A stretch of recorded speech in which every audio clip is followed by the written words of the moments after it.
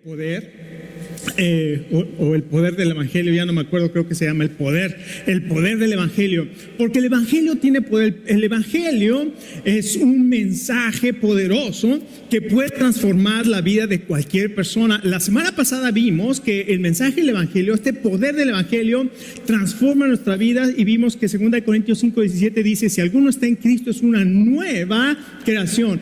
Una de las cosas que el Evangelio hace es transformar y hace todo nuevo, nos hace unas nuevas personas. Pero hay algo también poderosísimo del Evangelio. El Evangelio, como es el poder de Dios, como dice Romanos 1:16, es el poder de Dios para salvación a todo aquel que cree. Entonces este es el poder. Imagínense lo que está diciendo. Si queremos entender ahí, dice: el Evangelio es el poder de Dios para salvación a todo aquel que crea. Así es que tenemos este poder de Dios, y este poder de Dios puede transformar nuestra vida. Pero también hay algo muy importante que Dios nos ha dado a cada uno de nosotros, que también Dios tiene el poder de transformar, y ese es nuestra familia. Gloria a Dios. Hoy necesitamos ser renovados en nuestra familia.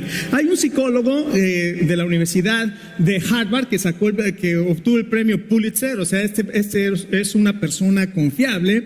Él dice: no se nos enseña a ver a la familia como una comunidad, donde sus integrantes buscan estar juntos, aprender unos de otros, donde se fortalecen unos a otros y pueden fallar sin temor de ser rechazados o juzgados. Ahora la familia se concibe en estos términos: en individuos independientes que siempre están luchando por defender su super ego. Qué impresionantes declaraciones, y vamos a tratar de entender esto que dice, porque Dios tiene un plan y un propósito para la familia. La familia es el núcleo de toda la sociedad, y obviamente Dios tiene un plan precioso para la familia. Pero desgraciadamente muchos de nosotros vivimos este tipo de familias disfuncionales, este tipo de familia donde todos somos independientes. Es más, estaba leyendo un libro que se llama Psicología Cristiana, Consejería Cristiana, y estaba viendo lo que dice acerca de la familia, y él contaba una historia de una familia donde una de las hijas había cumplido 16 años. La mamá no le había hecho una fiesta porque no le gustaba que su casa estuviera sucia, porque cuando llegaba de trabajar llegaba cansada y no quería trabajar y no quería hacerle más. Entonces nada más le compró una tarjetita. El papá siempre se la vivía trabajando y solamente le habló para decirle feliz cumpleaños. El hermano se la pasaba en los videojuegos diciendo que odio a todo mundo, de 12 años, y el otro se desentendía de todo. Era una familia que estaba viviendo bajo el mismo techo. Es más, iban a la iglesia y llegaban, nunca se sentaban juntos, y siempre llegaban en carros diferentes. Entonces, qué tremendo. Este es el modelo que muchos de nuestras familias estamos viviendo, pero este no es el modelo que Dios estableció para la familia. La familia se menciona constantemente en la Biblia, y muestra muchas familias que son disfuncionales. Desde la primera familia, Adán y Eva, Dios los puso en un ambiente perfecto, y vemos el grande fracaso que tuvieron Adán y Eva. ¿Por qué? Porque desobedecieron a Dios y entró el pecado, y el pecado trajo la muerte y trajo graves consecuencias. Inmediatamente sus hijos tienen un gran pleito entre ellos, es envidia entre hermanos. A tal grado llegó la envidia y el enojo de uno con el otro, que Caín mató a Abel. Abraham tuvo problemas en su familia. ¿Por qué? Porque no podía tener hijos. Recibió una promesa, se tardó la promesa. Entonces la esposa le dice: pues ten un hijo con mi sirvienta. Y Abraham, muy obediente, ¿verdad?, fue a tener un hijo con la sirvienta, y luego vino un pleito tremendo porque la sirvienta veía con ojos de altivez a la patrona. Y entonces era un problema, y después cuando nacieron los hijos era un pleito entre los, y vemos que en las familias, después vemos a Isaac y Rebeca con sus hijos, Jacob y Esaú. Cada quien tenía su preferido, ¿verdad? Y así pasa a veces con nuestros hijos. Yo tengo mi preferido, ella tiene su preferido, sus preferidos, y siempre hay un conflicto tremendo. Crecen estos hermanos y siempre siguen en conflicto. Entonces vemos a través de la historia de la Biblia muchas familias. Cuando llegamos a la familia de Elí era un sacerdote fiel en el servicio del Señor. pero pésimo como padre. Y sus hijos eran unos rebeldes, malvados y corrompidos o corruptos, y hacían todo tipo de cosas que desagradaban a Dios. Entonces vemos muchas familias en la Biblia que tienen un grave problema. ¿Qué pasa? El pecado. El pecado en la vida del hombre destruye no solamente nuestra comunión con Dios, no solamente corrompe nuestro corazón y nos inclina siempre hacia lo malo, sí, y ese egoísmo que nosotros vivimos por causa del pecado va destruyendo también nuestras familias. Y Dios, a través del poder del Evangelio, puede renovar tu familia. ¿Qué tenemos que entender esta mañana para que nuestra familia pueda ser renovada y que pueda funcionar como la familia que Dios quiere establecer? En primer lugar, tenemos que entender cuál es el origen de Dios para la familia. El plan original para la familia. La familia tiene su origen en Dios. Y Él estableció y creó el matrimonio. Un hombre y una mujer en esta vida. El matrimonio te hace un solo ser con tu pareja. Y esta es la idea de Dios. No es un invento del hombre. Y cuando nosotros honramos a Dios obedeciendo sus principios, Dios trae bendición a nuestras familias. Escuche, estamos viendo una cultura y una sociedad donde dice: a mí no me importa lo que Dios diga, a mí no me importa que Dios dice, creó Jehová Dios al hombre a su imagen y semejanza, varón y mujer los creó, y entonces dijo Dios, por tanto dejará el hombre a su padre y a su madre y se unirá a su mujer, y los dos serán una sola carne. Estamos viviendo una sociedad donde dice: a mí no me interesa lo que Dios diga, nosotros tenemos nuestras propias pasiones, nuestros propios deseos, y entonces nosotros vamos a decir y vamos a establecer y a redefinir lo que es el matrimonio. La Biblia dice, es la unión de un hombre y una mujer. El matrimonio entonces es el fundamento de la familia. Aquí vemos el matrimonio es el fundamento de la familia. Escuchen, el fundamento o la familia se encuentra en el centro del plan de Dios. ¿Escuchó? Puede anotar eso. La familia se encuentra en el centro del plan de Dios. Cuando Dios formó al ser humano, escuché, no formó a un individuo. Usted dice, ¿qué? A ver, Génesis capítulo 1. Vamos a ver lo que dice la palabra de Dios. Génesis capítulo 1, verso 26. La creación del ser humano. Entonces dijo Dios: hagamos al hombre a nuestra imagen.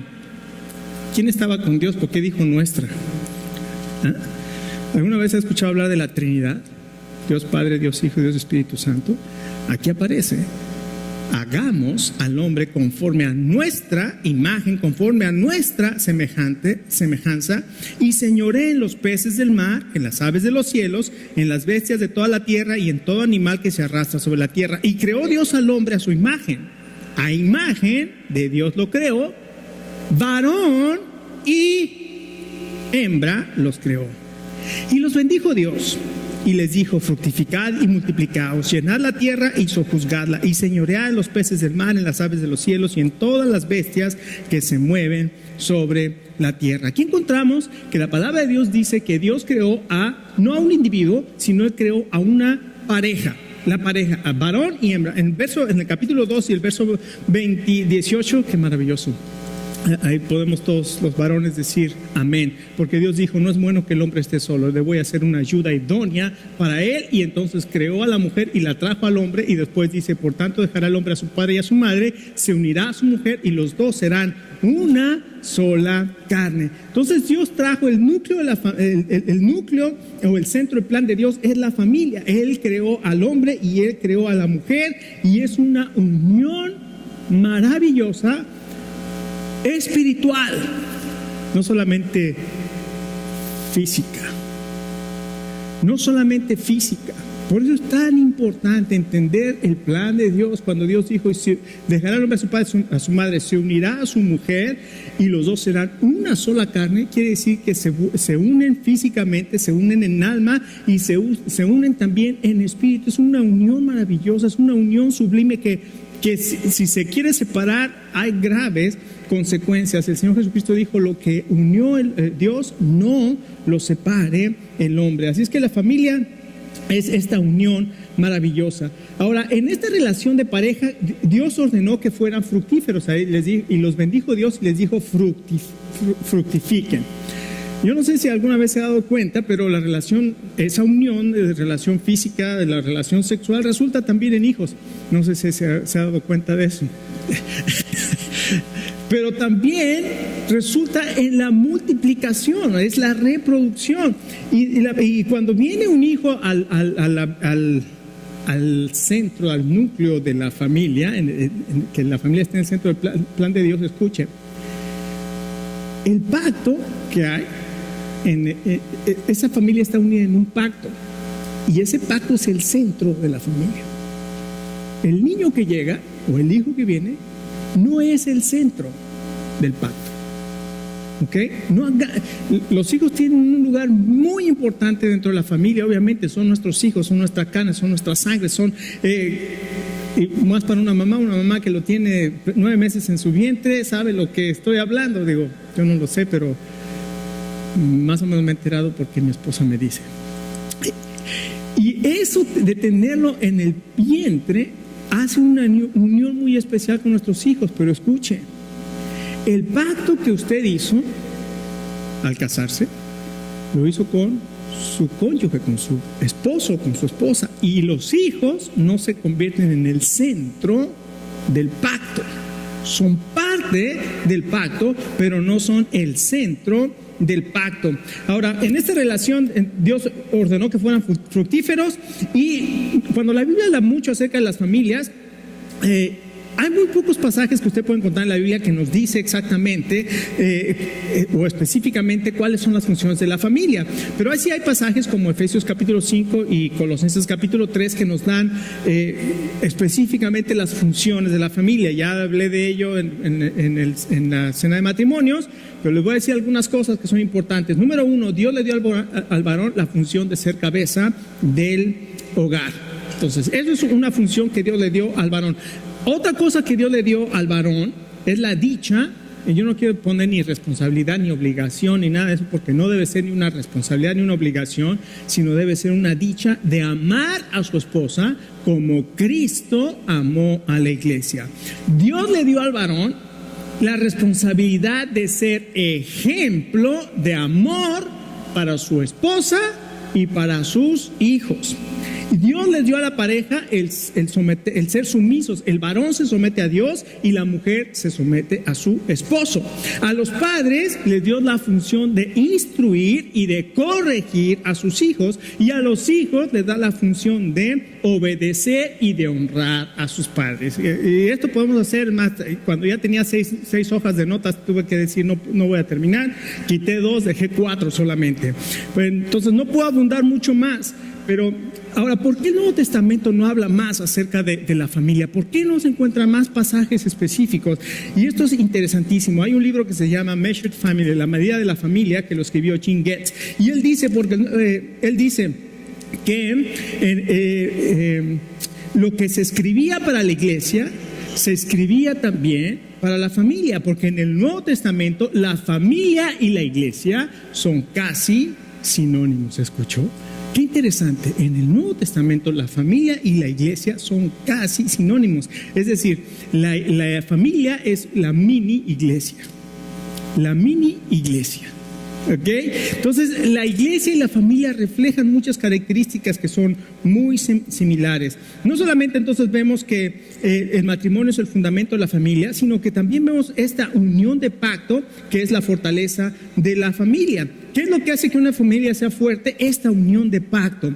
Un hombre y una mujer que entran en esa relación de pacto. Ahora, como les dije hace un momento, en esa relación de pacto y en esa unión de pacto, el Señor manda a nuestros hijos, pero los hijos no son el centro del pacto o de esa unión, simplemente son parte de la comunidad, que es una comunidad de amor, que es una comunidad que está en misión para Dios. Dios nos encomendó esta una misión donde nosotros vamos a reflejar el amor de Dios por su iglesia, donde vamos a reflejar el amor de Dios por el mundo, donde vamos a estar como familia, estamos en una misión. ¿Cuál es la misión y qué es lo que debemos hacer con nuestros hijos? Bueno, tenemos que entrenarlos para que aprendan amor incondicional, sobre todo el amor a Dios, y que aprendan a estar bajo autoridad. En la familia es donde se aprende acerca del amor incondicional, se aprende acerca de la autoridad, se aprende acerca de la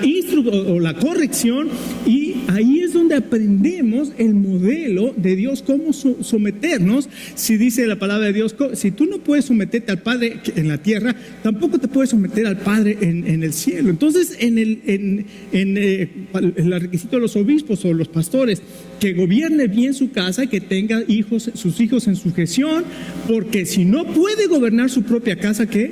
No puede gobernar, ¿qué? La iglesia. Entonces ahí vemos la relación tan grande que hay entre la iglesia y la familia. Y todo esto se hace en el contexto de amor incondicional.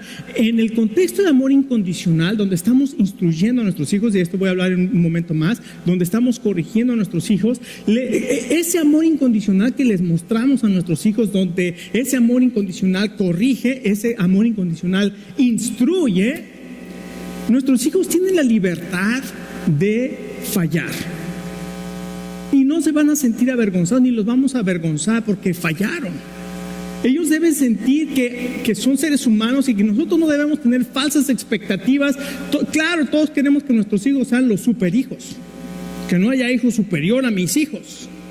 Pero la realidad es que son seres humanos y van a tener, les digo, no quiere decir que no les vamos a exigir, pero recordemos que son seres humanos, que son falibles y fallan como yo también fallo, y tengo que tener una medida donde puedo estarles, como decía, ¿no?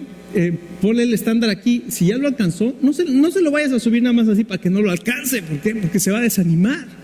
Cuando lo alcance, bravo, ahora trata de aquí. Cuando lo alcance, ahora trata acá. Y porque si no, nada más se lo voy a poner más alto para que no lo alcance. Va a llegar un momento en que se va a desanimar y dice, ¿para qué sigo esforzándome? Entonces esa es parte de la instrucción. Entonces no solamente es ese fundamento de la familia, que es el matrimonio, no solamente es la unidad de pacto, que es la fortaleza en la familia, sino que también les dice que se multipliquen, y esa es la bendición para la familia. Y ahí hay, obviamente, en la familia hay una reproducción biológica. Los papás, Dios les dio el regalo maravilloso de la relación sexual, y pueden tener y van a tener hijos. Es la multiplicación biológica. Pero ¿sabe usted que hay 170 millones de huérfanos en el mundo?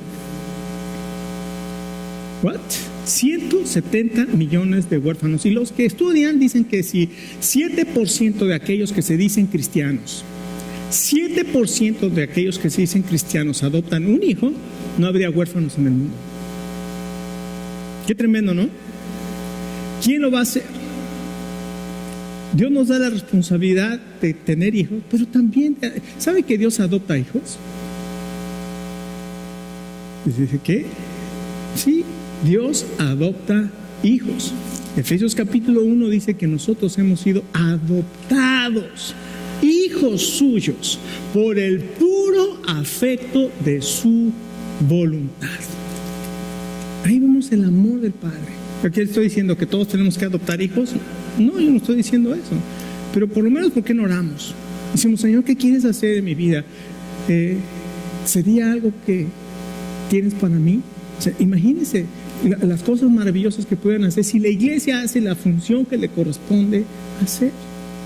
Y no solamente eso, es la reproducción espiritual. ¿Cuál es la reproducción espiritual? Bueno, alguien a mí me habló del Señor Jesucristo y yo nací de nuevo. Y ahora conozco al Señor y le sigo al Señor. Pero ahora yo tengo la responsabilidad de decirle a alguien más acerca del Señor Jesucristo para que él pueda conocer a Dios y pueda servir a Dios. Y esa persona le va a decir a otra persona, porque somos una comunidad, la familia es una comunidad en misión para Dios. Y entonces tu familia no solamente es tuya, es una comunidad en misión de alcanzar a otros con el perdón de pecados y la vida nueva que Jesucristo ofrece. Pero ¿cuál es la realidad? La realidad es que la mayoría de nuestras familias, si no es que todas, somos disfuncionales. Es decir, no estamos viviendo las condiciones ideales. Pero escucha, las buenas noticias es esta: Dios puede renovar tu familia.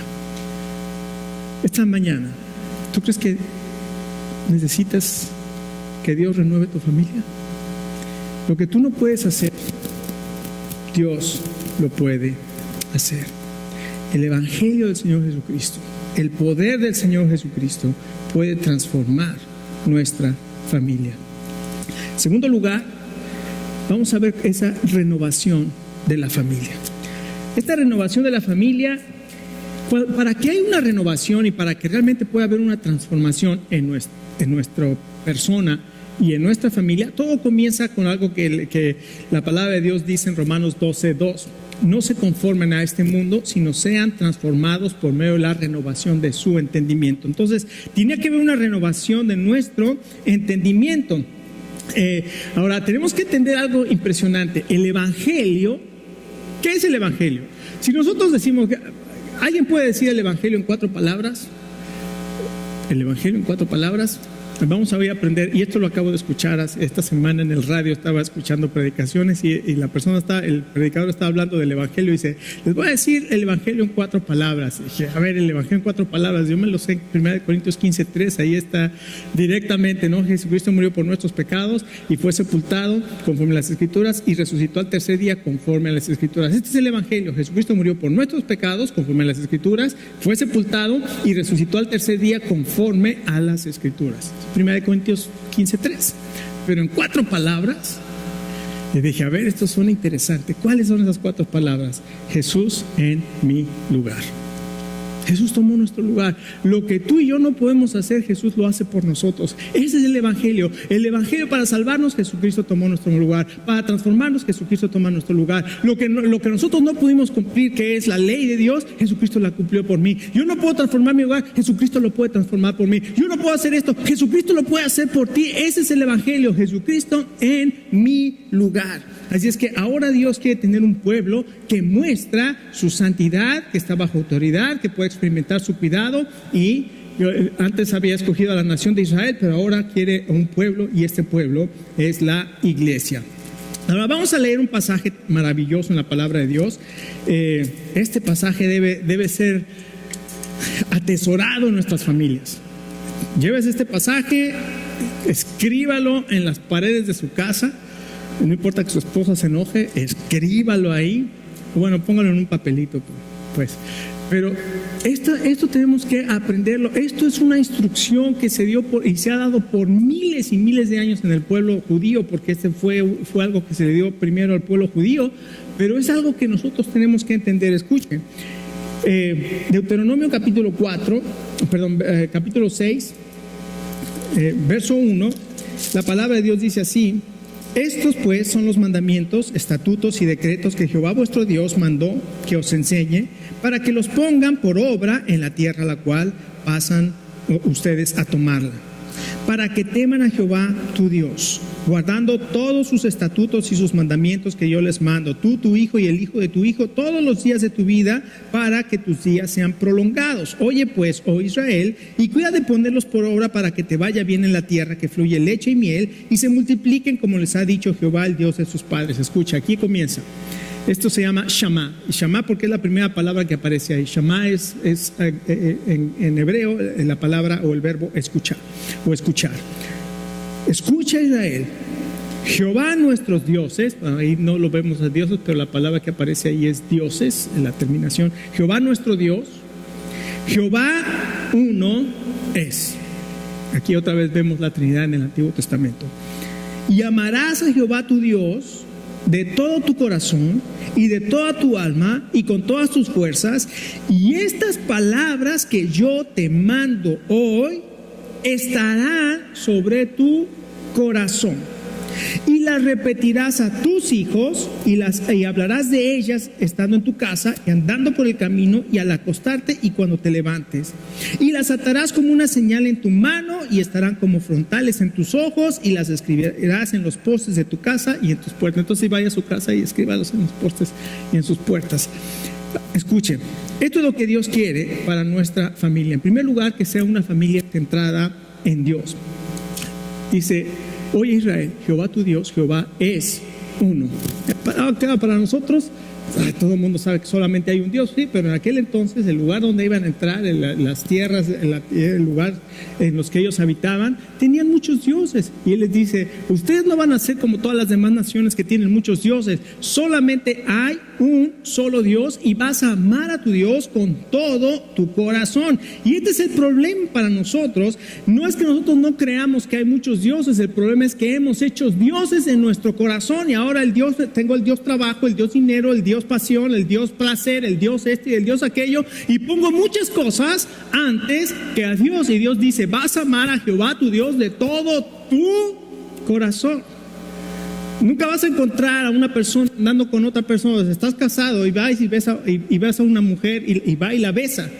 Y la esposa la ve y le dice: ¿por qué besas a esa mujer? Dice: porque me recuerda tanto a ti.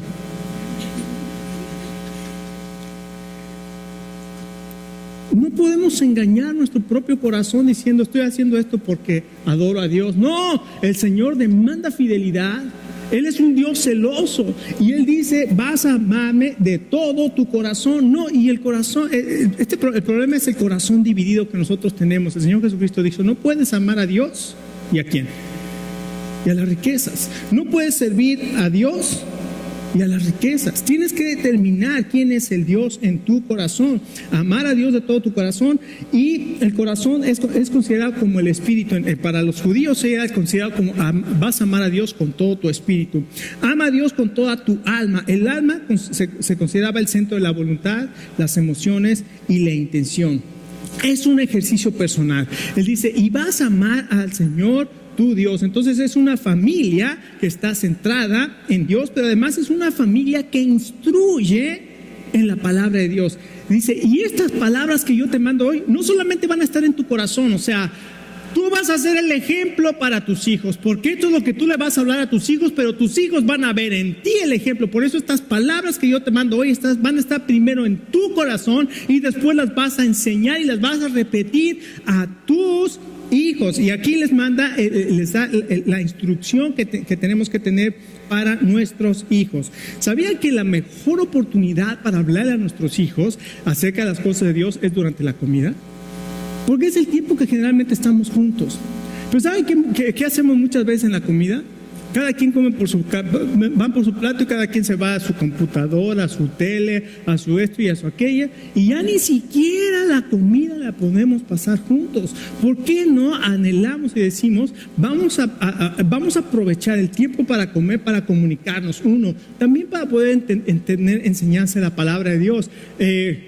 ¿Cuándo son las mejores oportunidades para hablar con tus hijos de la palabra de Dios? A mi hijo le gusta la mecánica. Yo, no tengo ni idea de qué es un carburador. Bueno, lo puedo armar y creo que ya ni existen esos, ahora ya son inyectores de gasolina, ¿no? Pero a mi hijo le encanta la mecánica, y si yo quiero relacionarme con él, ¿qué cree que tengo que hacer? Meterme allá dentro del motor. Y es lo que he hecho últimamente. Para estar con él, nos hemos puesto a cambiar el alternador del carro. Yo no entiendo mucho, pero meto mi cabeza y me pongo como todo buen ingeniero, nada más a ver si yo no entiendo nada, pero ahí nada más pongo la cabeza, pero aprovecho para platicar con mi hijo. Entonces, aprovechar esos momentos. Por eso dice: vas a hablar con ellos, no solamente dice, vas a hablar con ellos de una manera, le vas a dar una instrucción informal. ¿Cuándo? En el camino. ¿Y cuándo más? Cuando te acuestes. ¿Y cuándo más? Cuando te levantes. Es una instrucción constante de una relación que estás construyendo con tus hijos, de instruir la palabra de Dios. Pero la instrucción más fuerte que vamos a tener sobre nuestros hijos, ¿cuál es? El ejemplo. El ejemplo. Hijo, ora. hijo, lee la Biblia. Acuérdate, la palabra de Dios dice que es muy importante que pasemos tiempo con el Señor. Papá, ¿y tú cuándo pasas tiempo con Dios? Papá, ¿y tú qué estás leyendo de la Biblia? Papá, ¿y tú cuándo estás yendo a la iglesia? Y papá, tú me estás pidiendo muchas cosas que yo haga y me dices que son buenas para mí, pero tú, ¿con qué autoridad moral me pides que yo haga todas estas? Claro que no le va a hablar así, ¿verdad, niño? Sobre todo si es un niño. ¿Con qué autoridad moral? Y si tiene 3 años y le dice eso, me lo presenta porque es un prodigio. Pero sí me entiende lo que le estoy queriendo decir, ¿no? O sea, tenemos que tener una convicción en nuestro corazón de que la palabra de Dios tiene que estar primeramente en mí para poderla transmitir a mis hijos y para que la mayor enseñanza que ellos van a recibir es a través de la instrucción del ejemplo. Ahora hay otra cosa. Nuestros hijos necesitan ser corregidos, no nada más instruidos. La instrucción le dice qué hacer. La corrección es, si no lo hiciste, vas a tener consecuencias. Establezca las consecuencias de la instrucción. Esta es la clara instrucción. Mi esposa le ponía a mis hijos: en esta casa, si yo lo agarro, yo lo recojo. Si yo lo ensucio, yo lo limpio. Entonces ya tenían las reglas. Si no cumplían con esas reglas, tenían sus consecuencias. Y sus consecuencias, tenía una vara mágica. ¿Usted conoce una varita mágica como la que usan los magos? Mi esposa tenía una en la pañalera, se llamaba la vara de la corrección. Y tenía un proverbio que dice: la vara y la corrección dan sabiduría. Entonces sacaba esa, como la de, y le decía: esta varita es mágica. ¿Por qué? Porque convierte los hijos desobedientes en obedientes. Ahora, una cosa bien importante: nuestros hijos deben de entender que la instrucción es y la corrección es en amor. El problema de nosotros es: niño, cállate, te dije que te calles, cállate, uno más y ya, otro y vas a ver, otro. Y me la llevo diciéndole tantas veces que el niño no sabe qué son límites. Nunca le he puesto un límite. Entonces, como no sabe, y nosotros nada más reaccionamos a que de qué buenas estoy, cuánta paciencia tengo, de pronto nada más exploto. ¡Ah! ¡Bum, bum, bum, bum! ¡Te dije! A veces estoy exagerando. Eso no es instrucción, eso no es corrección, eso se llama venganza y se llama violencia, porque me estás incomodando. La instrucción es: te dije, esta es la instrucción, si tú no lo haces, esta es la consecuencia. Te voy a dar 3 varazos bien dados. Yo sí le decía: te voy a dar 3 varazos bien dados. Ah, pero estamos en casa de fulano de tal. Hay un lugar allá atrás que se llama baño, y yo agarraba a mis hijitos, agarraba mi pañalera, porque en la pañalera ya sabía que ahí estaba la varita mágica. Con permiso, voy al baño con mi hijo. Llegaba al baño y lo abrazaba y le decía: ¿sabes por qué te estoy corrigiendo? Me lo ponía en las piernas, sacaba la vara y 3 varazos bien dados. O sea, no, porque pues va a decir, es un juego. 3 varazos bien dados. Lo que quería era romper su voluntad, no su espíritu. Quebrantar su voluntad, no su espíritu. El espíritu tenemos que tener cuidado con él para que siga caminando. Y digo, yo sé que soy falible y que cometí muchos errores, pero también yo seguí muchos de los principios de la palabra de Dios. Y tengo 2 hijos, estoy orgulloso de ellos. No son perfectos, pero estoy orgulloso de ellos. Y yo sé que el Señor los tiene en su mano y que Él los va a guardar y los va a usar para su gloria. Y mi hija ahorita está tomada de Dios, y yo me admiro de verla y le agradezco al Señor. Y mi hijo, yo sé que el Señor lo tiene en su mano y tiene un corazón. No conozco un corazón más noble que el corazón de mi hijo. Y yo sé que cada uno de nosotros tenemos en nuestra familia, conocemos a nuestra familia, conocemos los corazones de nuestra familia, pero sabemos que nuestras familias necesitan ser renovadas. Por eso hoy necesitamos hacer un compromiso con el Señor. Dios, gracias por enseñarme lo que tú quieres para mi familia. Y que lo que yo no puedo hacer, tú sí lo puedes hacer. Señor, te agradezco por mi esposa que me diste, porque es la mujer que tú sabías, desde antes siquiera que yo naciera y que ella naciera, que era la ayuda idónea para mí. Señor, te doy gracias por mi esposo, porque así de barrigón y feo y barbón, es el hombre que tú tienes para mí y es el único que va a poder cumplir con el propósito que tú tienes para nosotros. Señor, sí, hay problemas entre nosotros, sí, Señor, no es perfecto, pero Señor, yo tampoco. Entonces, Señor, ayúdame a ser paciente, ayúdame a cambiar a mí. Lo que yo no puedo, tú sí puedes hacer. Señor, ayúdame, transfórmame. Y Señor, transforma mi familia. Señor, quiero ser una madre que instruye. Quiero ser una madre que aprende a corregir en amor. Quiero que nuestro matrimonio sea un lugar donde podamos comunicarnos, donde podamos aprender autoridad, donde podamos aprender adoración a Dios, donde podamos tener la oportunidad de tropezarnos y que nadie nos va a juzgar ni nos va a rechazar porque nos equivocamos, sino que nos van a ayudar a salir adelante. Si usted quiere ese matrimonio, usted quiere esa familia, esta mañana lo que usted no puede hacer, acuerde el Evangelio, Jesús en mi lugar. Lo que usted no puede hacer, Jesucristo sí lo puede hacer. Vamos a orar.